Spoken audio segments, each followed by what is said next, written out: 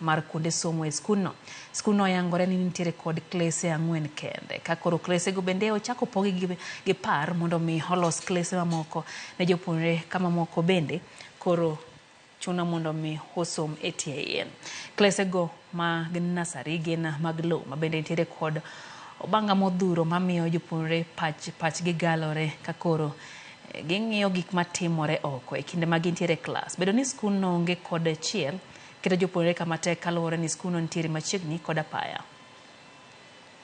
Good afternoon. Our ECD is having a problem.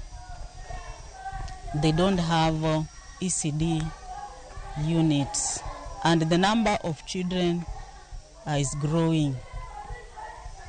We appeal to the county to get for us an ECD unit so that these children can have where to learn. The only problem that the head teacher has not highlighted is lack of water. Our children waste a lot of time going to fetch water from within the community, and this one hampers delivery time. So if we got anyone to come in and give us a source of